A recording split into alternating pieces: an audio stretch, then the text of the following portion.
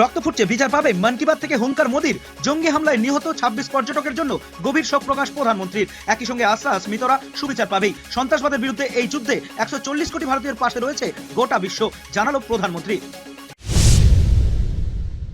চীনা অস্ত্রশস্ত্র ব্যবহার করতে পারবে না পাকিস্তান, সাফ বার্তা চীনের। ভারতের সঙ্গে পাঙ্গা নিয়েছে পাকিস্তান। ভেবেছিল পাশে পাবে বন্ধু চীনকে। চীনের দেওয়া জেফ-10, জেফ-17 যুদ্ধ বিমান ব্যবহার করতে পারবে না পাকিস্তান, জানিয়ে দেওয়া হয়েছে চীনের তরফে।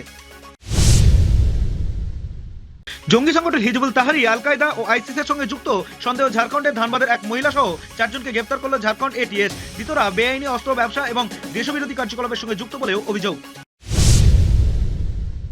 ফের মাওবাদী নামাঙ্কিত পোস্টার, ব্যাপক চাঞ্চল্য বাঁকুড়ার তাললাংরা এলাকায়। এই এলাকাতে 3টে পোস্টার দেখতে পান স্থানীয়রা। পোস্টারে তাদের একাধিক নেতার মৃত্যুর বদলার দাবি করে সিভিক কর্মী ও পঞ্চায়েত প্রধানদের হুঁশিয়ারি। ঘটনার তদন্ত শুরু করেছে পুলিশ।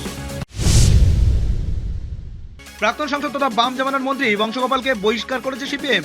বহিষ্কার করে দলের লোকজনের বিরুদ্ধে আঙুল তুললেন প্রাক্তন সিপিএম সাংসদ বংশগোপাল চৌধুরী। প্রশ্ন তুললেন দলীয় শৃঙ্খলা নিয়েও, ক্ষোভ উগরে দিয়েছেন দলের বিরুদ্ধেই। প্রধানমন্ত্রী মোদী জানালেন, পহেলগাঁও হামলার গোটা দেশ শোকস্তব্ধ। সন্ত্রাসবাদীরা দেশের আত্মাকে আঘাত করেছে। যাদের আমরা হারিয়েছি তারা দেশের বিভিন্ন প্রান্তের মানুষ। মোদীর হুঁশিয়ারি, এই হামলার কড়া জবাব দেবে ভারত, মাথা নত করবে না। উচ্চ মাধ্যমিকে 5টি বিষয়ে প্রতিটি ন্যূনতম 30% নম্বর নিয়ে উত্তীর্ণ হলেই পরীক্ষায় কৃতকার্য। এই মর্মে বিজ্ঞপ্তি প্রকাশ উচ্চ মাধ্যমিক শিক্ষা সংসদের। বিজ্ঞপ্তিতে বলা হয়েছে, বাংলা এবং ইংরেজিতে বটেই বাকি 4টি বিষয়ের মধ্যে 3টি বিষয়ে পাশ করতে হবে পড়ুয়াদের। আরব সাগরে যুদ্ধের মহড়া দিচ্ছে ভারতীয় নৌসেনা। রবিবার সকাল থেকে বাহিনীর একাধিক রণতরী আরব সাগরের মহড়ায় ব্যস্ত। চলছে ক্ষেপণাস্ত্র উৎক্ষেপণ। নৌসেনার মহড়ায় ব্যবহার করা হচ্ছে একাধিক ব্রহ্মস ক্ষেপণাস্ত্র।